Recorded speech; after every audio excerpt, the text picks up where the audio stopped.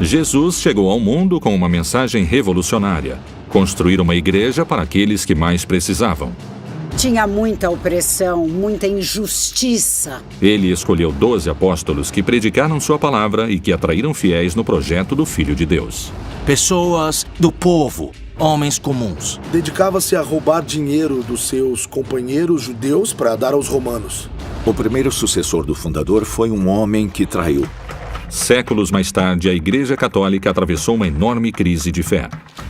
Credo che Gesù e gli apostoli, se vedessero la Chiesa Cattolica cosa è diventata oggi, avrebbero una sensazione di stupore, di spaesamento. Os crentes questionavam sua aproximação ao poder político e econômico e também a falta do apostolado. A mensagem de humildade não foi levada a um nível institucional. A voz de Jesus se perdeu. A grande maioria dos fiéis são pobres e vivem na pobreza. O que aconteceu com aqueles movimentos que tentaram recuperar os princípios de Jesus? Falar sobre os pobres, sobre os oprimidos. Ele foi à montanha, foi à guerrilha, ele foi guerrilheiro. A igreja teve um papel determinante nas torturas, assassinatos e na morte de militantes católicos que a incomodavam. Será que o Papa Francisco vai poder recuperar o espírito dos princípios de Jesus? Será que vai conseguir fazer com que os fiéis voltem a acreditar na igreja?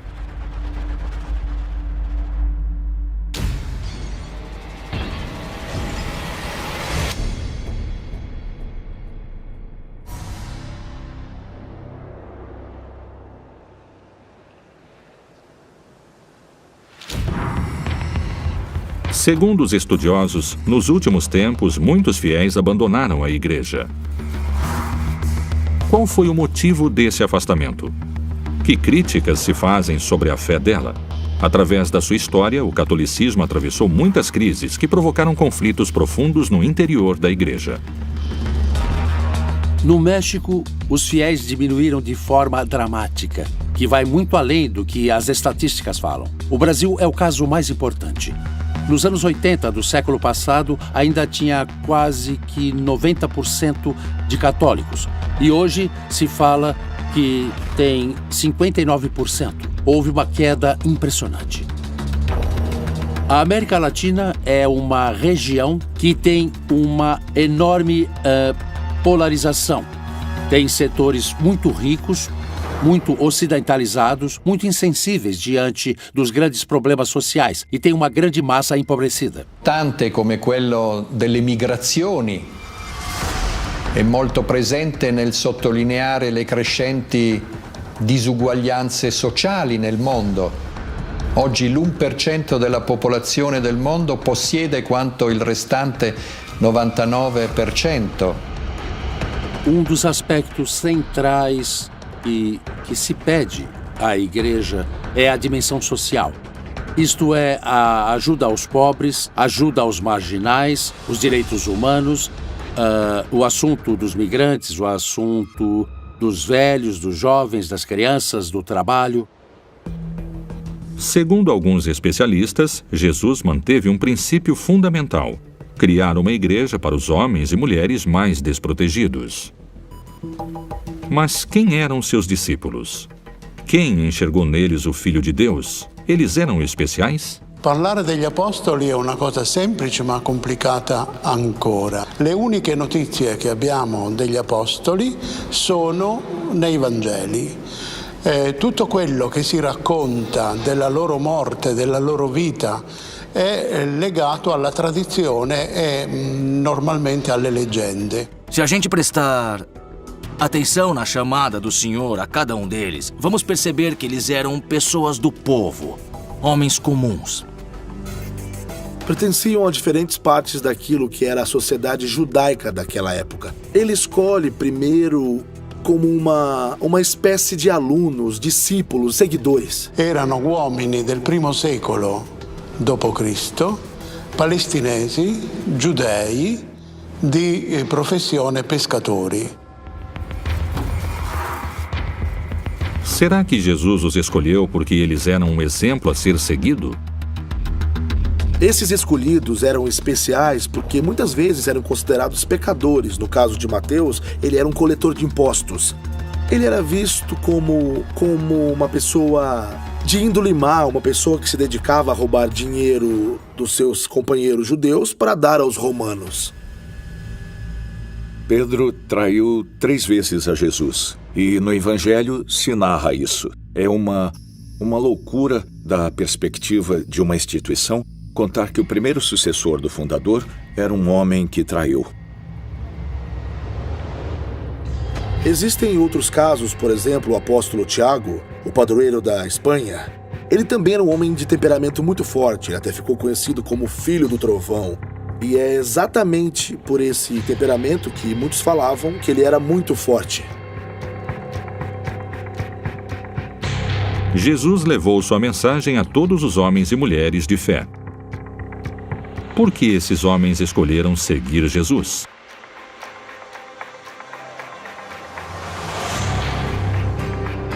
Os apóstolos eram pessoas como nós, que encontraram a Jesus e se apaixonaram. Mas eram homens como nós. Eles não eram super-heróis ou alguma coisa do tipo. Eles tinham fraquezas como nós.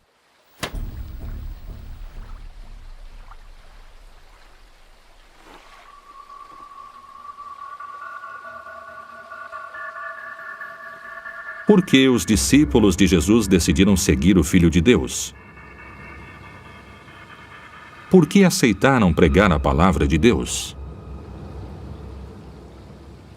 Gli apostoli seguirono Gesù perché Gesù, anche lui era ebreo, che è molto religioso, educato nella tradizione dei padri e nella religione giudaica, però il suo messaggio fu così dirompente che ebbe un seguito abbastanza che sconvolse parecchio l'ambiente dell'epoca perché fu di fatto rivoluzionario. A luta de Jesus foi contra toda uma estrutura que era opressora, porque lá existiam escravos, pessoas sem emprego também, ou pessoas que cobravam os impostos e que não pagavam todos os impostos. Jesus era contra isso, contra a acumulação. Essa foi sua luta. A relação dos governadores romanos com os habitantes de Judéia teve altos e baixos. Foi uma relação de desconfiança mútua. Durante essa época, os judeus se rebelaram muitas vezes contra os romanos e os romanos acabavam com essas rebeliões com mão firme. Houve muitos mortos.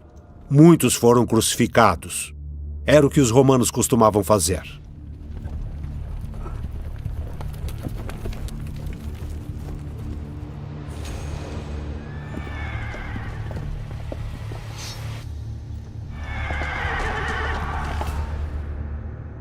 Se quisermos abstrair, tentar encontrar uma mensagem entre todas as coisas que se falam que Jesus disse, Jesus parece um inconformado, um homem que está contra a dominação romana, mas acima de tudo contra determinadas injustiças que atualmente podemos ver, no âmbito social. Como foi a aceitação dos estudiosos da época da mensagem crítica de Jesus? Como agiram diante dos seus ideais revolucionários? A mensagem de Jesus acabou criando tensão em círculos sacerdotais, já que muitos dos seus ataques eram dirigidos precisamente às práticas que, segundo Jesus, tinham desvirtuado o espírito do tempo. Ele criticava fortemente a administração da sua época e o que ele disse? Vocês não fazem o que vocês falam. E eu tenho que escutar pessoas falando que bonito teria sido viver na época de Jesus e dos primeiros apóstolos. Eu sempre pergunto, você teria optado por Jesus? As pregações de Jesus chocaram muito na antiguidade. Por isso pode-se dizer que eram perseguidas. Também porque Jesus usava sempre o paradoxo. Ele foi um homem, por isso falava coisas que nos interessavam, coisas que entendíamos. Mas ao mesmo tempo a solução que Jesus oferece é a solução divina. Então tem que chocar, porque se não chocar, pode-se dizer que não cumpre com a missão. Os textos bíblicos revelaram que a morte de Jesus desconcertou os apóstolos, porque eles ficaram se perguntando qual tinha sido o sentido da sua missão.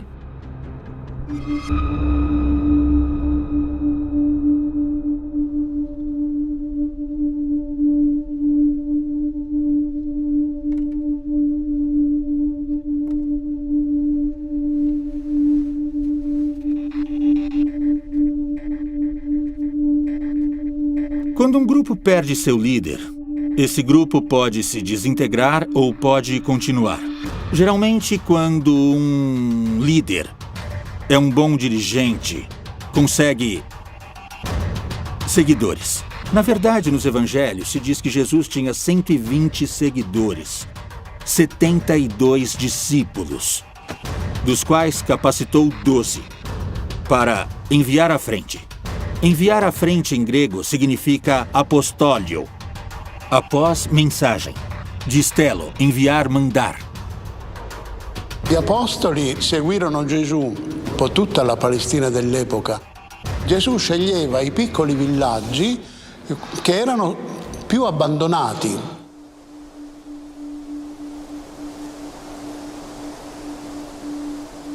Qual foi a mensagem que eles levaram aos povoados da antiguidade?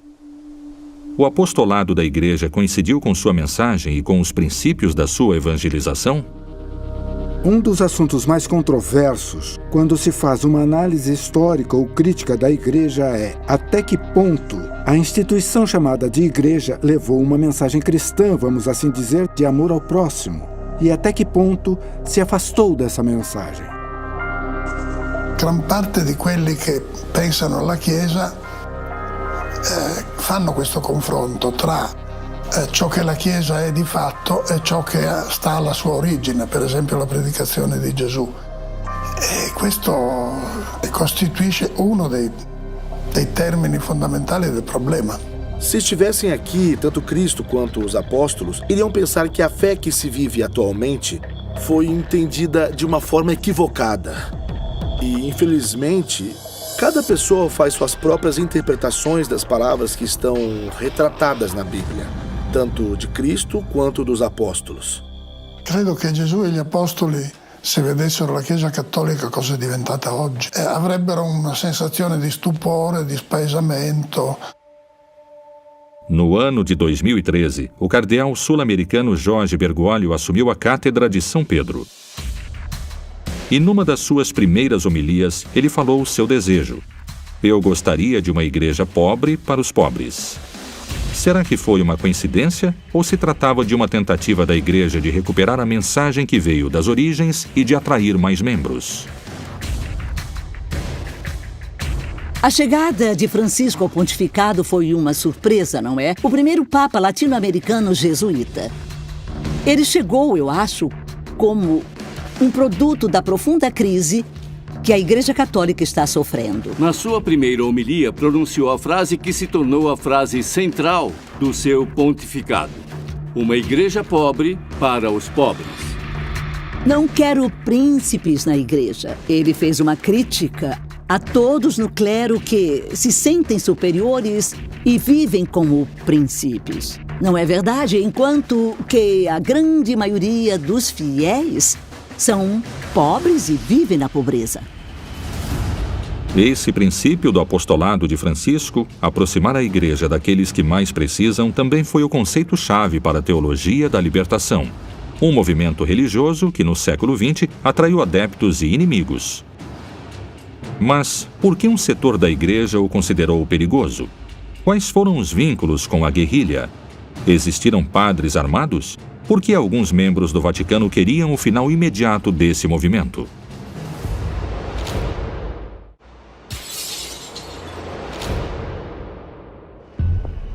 Muitos dos colaboradores do Papa asseguram que seu labor está orientado aos mais pobres na busca por uma igreja inclusiva e afastada do poder e da riqueza. A igreja apoia, e eu me lembro quando Bergoglio era nosso bispo em Buenos Aires.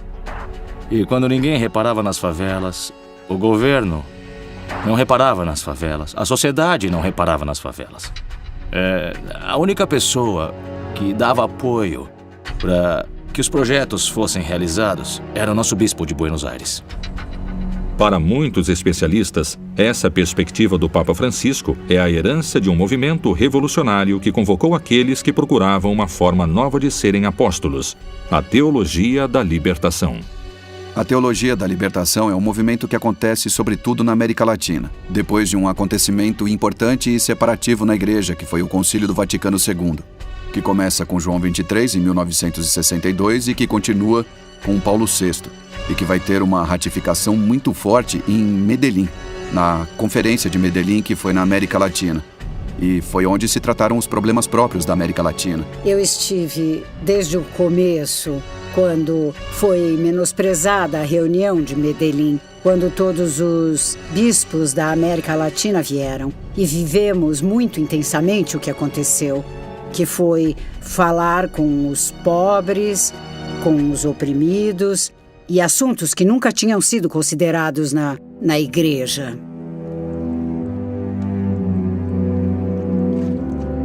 Segundo os defensores deste movimento, o objetivo principal era o de recuperar o trabalho apostólico dos seus sacerdotes. Era o de fazer aquilo que Jesus transmitiu.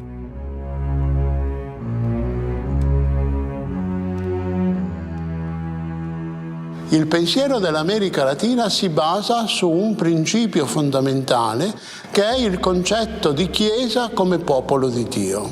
E non mentre la teologia tradizionale identificava la Chiesa con la gerarchia, mentre la teologia della liberazione riporta tutto al principio evangelico, e cioè che la gerarchia è dentro la Chiesa, non sopra la Chiesa, non accanto alla Chiesa, non sotto. E i vescovi non sono la Chiesa. Quando parla un vescovo, non è la Chiesa che parla, ma è un vescovo che esprime il suo pensiero, magari in comunione con tutti gli altri vescovi. A teologia diz: acompanhemos primeiro os pobres para levar a eles uma mensagem de cura, de libertação, que fala que todos somos irmãos. Algo simples como isto: se somos todos irmãos e irmãs, não pode haver explorados nem exploradores. Não é possível que tenha pessoas ricas e pobres. Esta é a pergunta que percorre a história do cristianismo. Mas como? Jesus não era pobre? O que significa estar com os pobres? Esse caminho se estende por todo o território da América Latina e tenta focar no nosso momento atual, porque o reino dos céus não é algo que esteja longe, é algo que está aqui e agora. E também foca nas condições estruturais. E muitas vezes as pessoas que vivem e sofrem as angústias, a injustiça social, a fome, a violência, exigem respostas concretas por parte do Evangelho.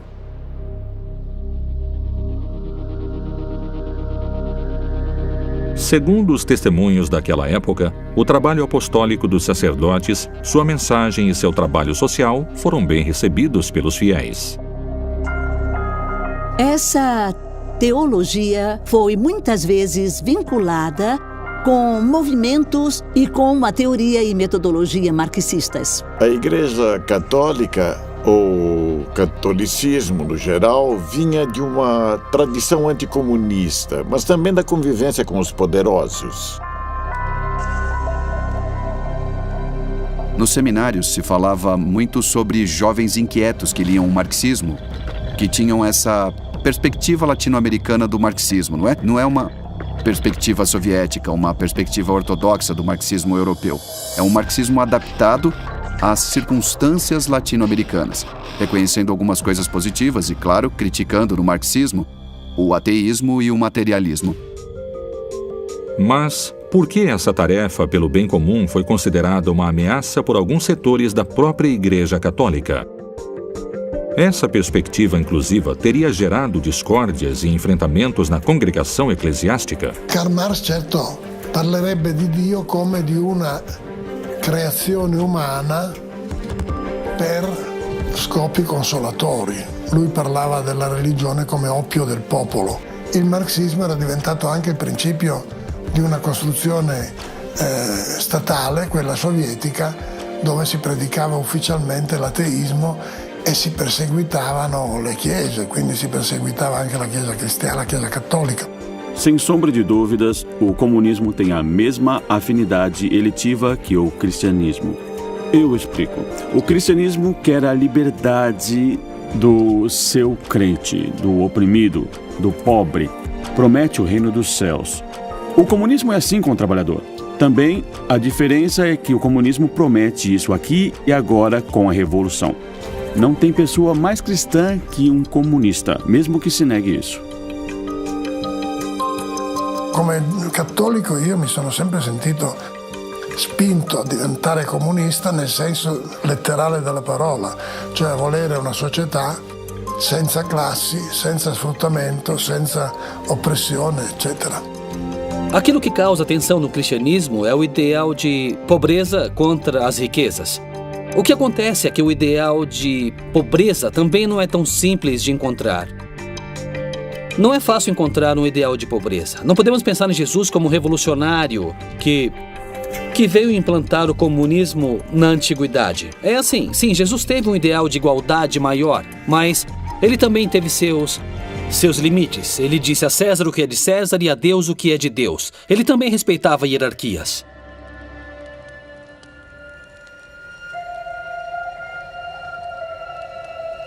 Por que uma ideologia que para muitas pessoas se aproximava da mensagem de Jesus e dos seus apóstolos provocava tanta resistência? Segundo os seguidores da teologia da libertação, a mensagem devia respeitar a identidade dos destinatários.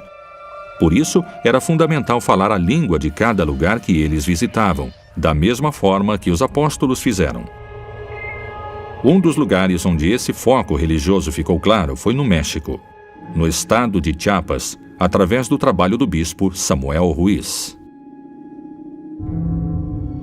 Foi o bispo de Chiapas que ficou conhecido durante muitos anos pela defesa dos direitos dos indígenas.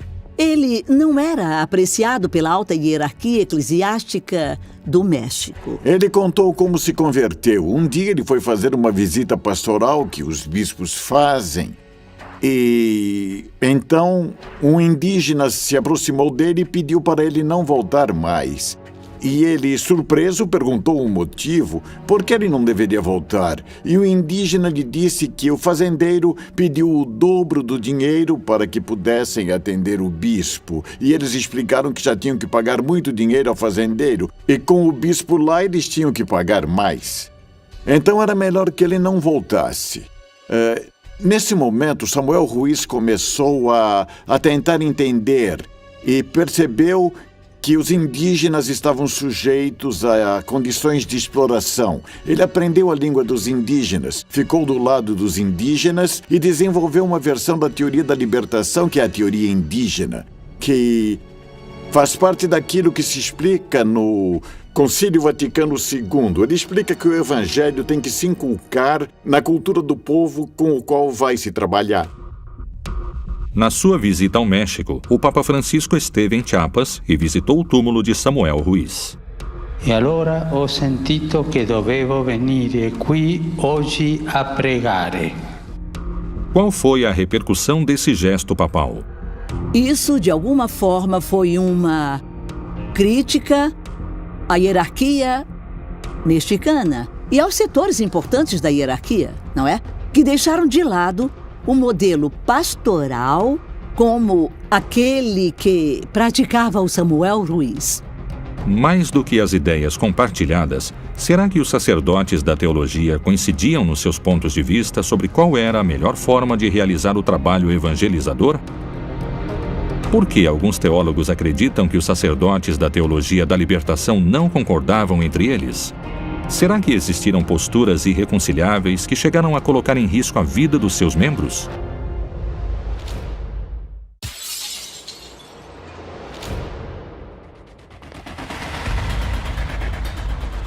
Nesse último século, a Igreja passou por uma grande crise interna que causou a partida de uma enorme quantidade de crentes, já que eles queriam uma maior coerência entre o que se dizia e o que se fazia na instituição. Ao longo de toda a história existiram homens, mulheres, laicos, freiras e sacerdotes que realmente acreditaram na mensagem e que a realizaram. Mas, do meu ponto de vista, essa não foi a mensagem da igreja institucionalizada. Na Colômbia, surgiu a figura de Camilo Torres, um sacerdote que despertou posturas opostas nos diferentes influentes da igreja por causa do seu trabalho apostólico. Camilo Torres foi um padre que estudou sociologia. E, obviamente, ele percebeu a injustiça que seu país estava vivendo e ele queria mudar isso. Ele percebeu que ele era o instrumento da mudança, praticou alguns modelos de cooperativismo, em especial aquele que conhecemos como ação comunal. Mas parecia que seus superiores não o olhavam com bons olhos, como se Cristo não tivesse se comprometido com a causa social. Que paradoxo. E aos poucos ele percebeu que não tinha alternativa. Ele foi à montanha, foi à guerrilha, ele foi um guerrilheiro.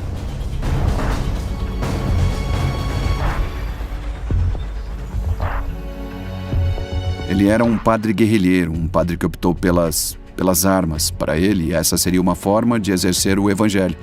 E isso foi, um elemento muito brusco e muito forte para o resto daquilo que nós podemos chamar de esquerda na igreja, na América Latina.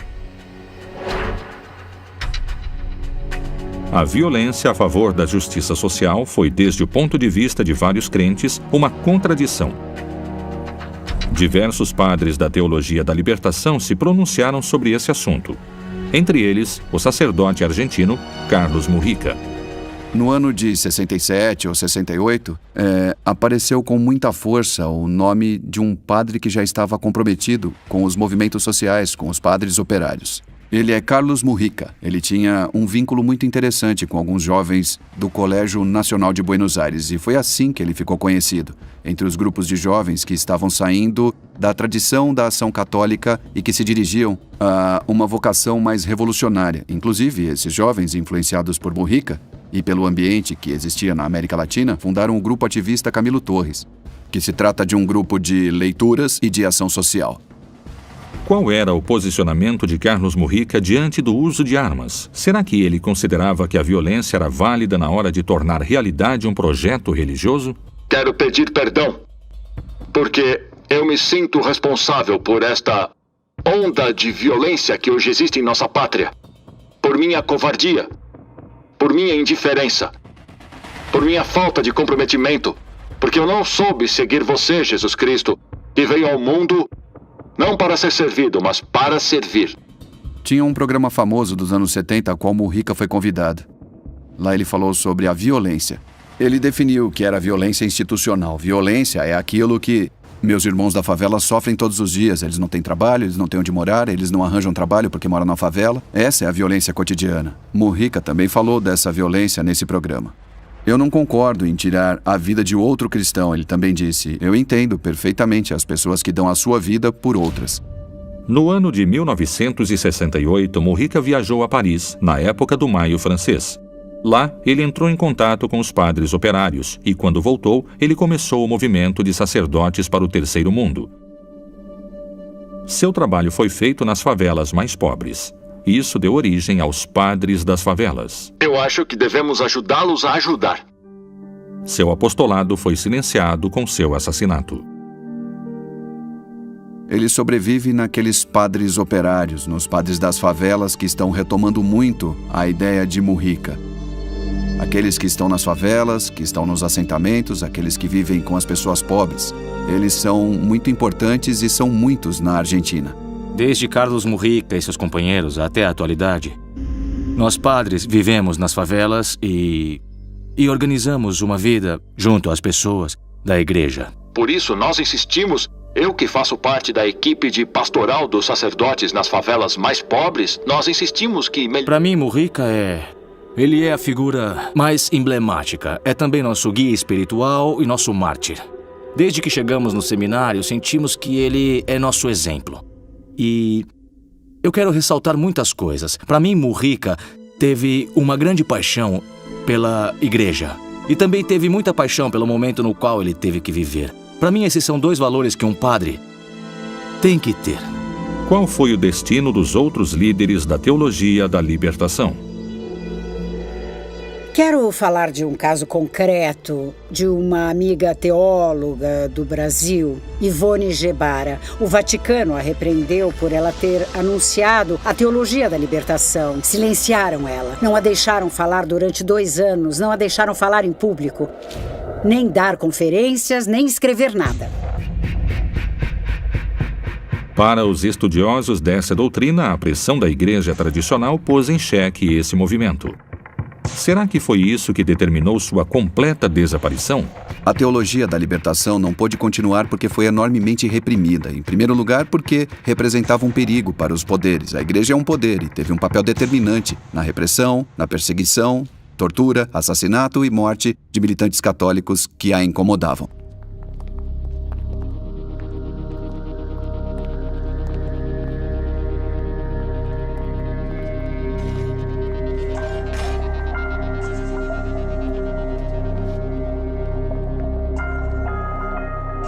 Tem grupos dentro da Igreja Católica que não aceitam a teologia da libertação porque ela gera outro tipo de estrutura. Uma estrutura que se foca mais nas comunidades, uma estrutura onde vão se escutar as vozes dos pobres e também das mulheres.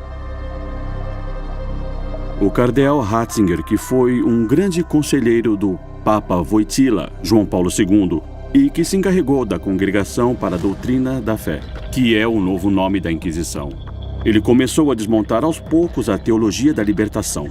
Em Roma, conseguiram encontrar a melhor forma de desmontar a teoria da libertação, porque ela não era conveniente para o Vaticano. Então, eles nomearam bispos, todos esses padres teólogos da libertação. A melhor forma de silenciá-los era dando a eles uma mitra. Para os fiéis praticantes e sacerdotes da Igreja, era obrigatório mudar a realidade dos mais desprotegidos. Será que os fiéis acreditam em palavras que Jesus nunca disse? Até que ponto os textos bíblicos foram alterados? Qual é a verdadeira intenção dessas mudanças? Qual é a verdadeira palavra de Deus?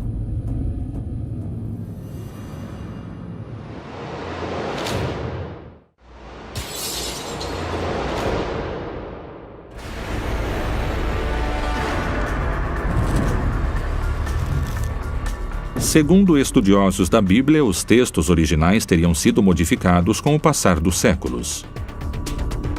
Então, qual foi a verdadeira mensagem apostólica que foi dita aos discípulos do Filho de Deus? Era uma mensagem de inconformidade, resultado de um presente que era como o nosso presente incômodo. E foi lá que levaram a mensagem que falavam que era de Jesus. Os textos foram escritos por discípulos diretos ou por pessoas que não conheceram a Jesus. Foram tradições orais. Temos que lembrar que os textos foram posteriormente editados. Algumas pessoas agregaram mais coisas. Isso explica as contradições e as divergências entre os diversos textos. Se eu olhar o Jesus de Lucas e o Jesus de Marcos, eu vou ver que eles são muito diferentes. Em Lucas, Jesus está tranquilo quando vão buscar ele e pensa que esse é seu destino. Ele fica tranquilo e ele é um homem impassível, forte. Ele é o Filho de Deus, ele não tem medo. Mas nos evangelhos de Marcos, Jesus está assustado. Ele pede para seu pai que o ajude. A Igreja Católica sabe disso. Por isso, sempre que vai se ler um evangelho, a liturgia fala: esse é o evangelho segundo São Marcos. Segundo São Lucas. Por quê? A Igreja sabe. Por isso é que a fé da Igreja Católica é apostólica. Porque acredita no que falaram os apóstolos. Não tanto no que Jesus disse, já que essa mensagem chegou por meio da interpretação dos apóstolos. E são os discípulos dos apóstolos que começaram a escrever esses textos. Nem sequer foram os apóstolos.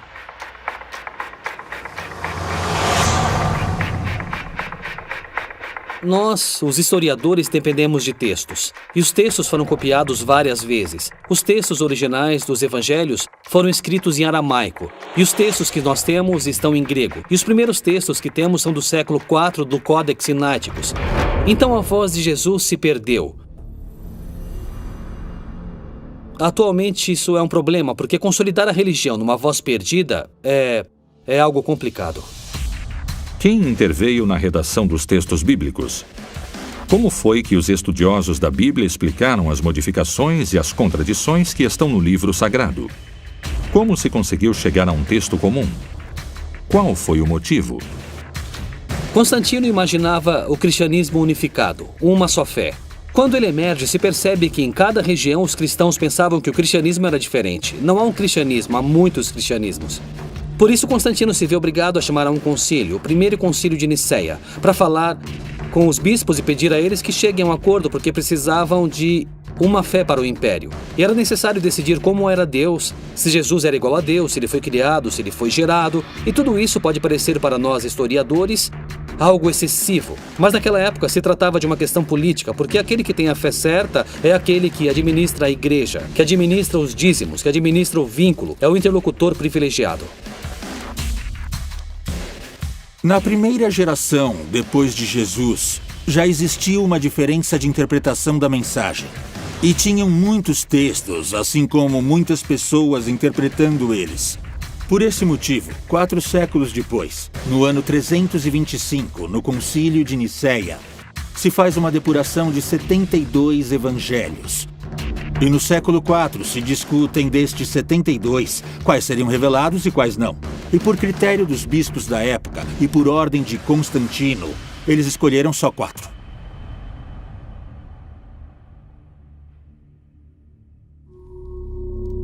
Os evangelhos que foram descartados ficaram conhecidos como evangelhos apócrifos. Para muitas pessoas, os textos descartados são considerados evangelhos proibidos.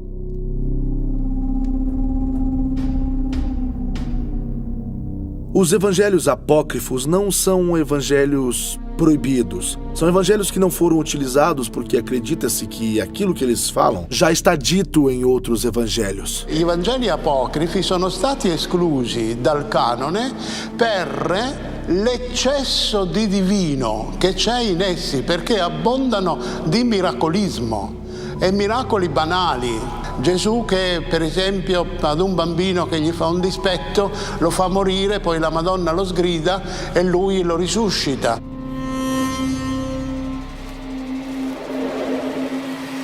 Era il sistema delle favole dell'epoca, insomma. Sono stati esclusi e sono stati accettati i 4 Vangeli più antichi e più sobri. Todos os textos que conhecemos, os evangelhos, os atos, as cartas de São Paulo, estão construindo uma identidade, estão construindo uma religião. Eles não vão falar o que atualmente consideramos a verdade. Não são historiadores, não são antropólogos, são guardiões da fé. Qual é o trabalho apostólico das pessoas da igreja? Qual é a mensagem que eles transmitem aos crentes? Quais são as possibilidades reais que Francisco tem de conseguir realizar sua missão? Será que o Papa Francisco vai conseguir recuperar os fiéis que abandonaram a igreja? Ou sua missão está condenada ao fracasso?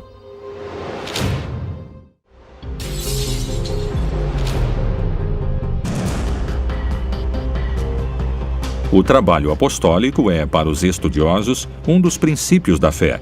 Recuperar a ação apostólica e ficar perto dos mais pobres é um dos princípios que o Papa Francisco considerou como um eixo do seu papado. Transmitir, levar a mensagem àqueles que mais precisam, é um fundamento-chave do catolicismo. Qual é o posicionamento de Francisco diante das ações da sua igreja? A medida da grandeza de uma sociedade é dada pelo modo como esta trata os mais necessitados, que não têm outra coisa senão sua pobreza. Aonde a igreja vai em termos apostólicos, evangelizadores, acho que estamos numa etapa muito interessante. Para criar um maior pertencimento à igreja, à comunidade, um maior comprometimento, como nos pede o Papa Francisco, com aqueles que são mais pobres e com essas pessoas que vivem, como eu costumo dizer, fazendo jejum forçado porque não têm condições de ter uma casa, um trabalho. Francesco è il primo papa del mondo globale. Non è nato in un villaggio bavarese, in un villaggio polacco, non è cresciuto in una piccola città italiana. Viene da una megalopoli di milioni di abitanti come Buenos Aires, in cui ci sono tutte le situazioni sociali, in cui sono presenti tutte le religioni.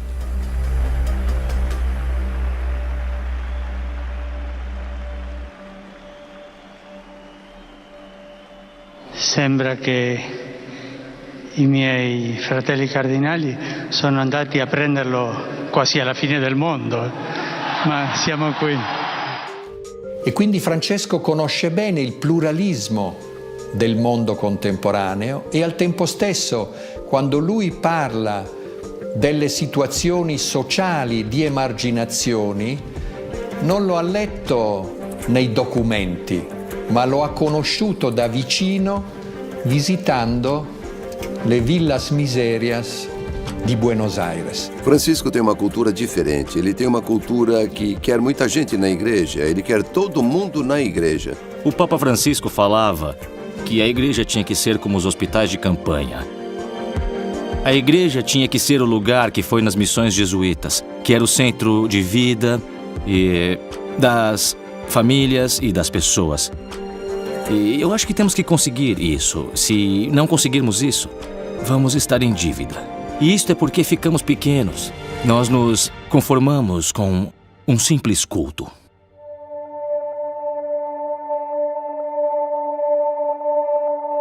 Se non confessiamo Gesù Cristo, la cosa non va. Diventeremo una ONG pietosa. A perspectiva católica, historicamente, é sobre como se vive a fé dentro da sociedade, na realidade que tenho que viver. Então, a religião está expressada, sobretudo, nas ações que têm a ver com compromisso social, onde você pode alcançar o reino dos céus. Eu sempre me surpreendo vendo as visitas que ele faz. Pode ser na Bolívia, nos Estados Unidos, onde ele já visitou algumas cadeias, algumas penitenciárias.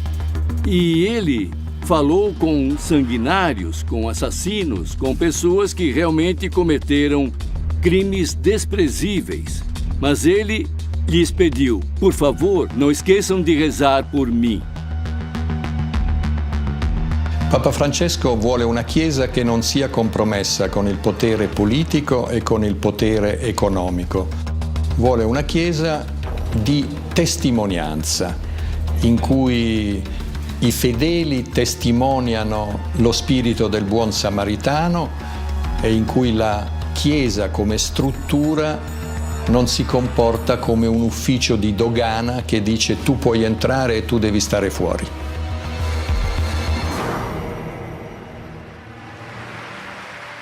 È l'uomo che ci dà questo spirito di pace, l'uomo povero. Ah, come vorrei una Chiesa povera e per i poveri.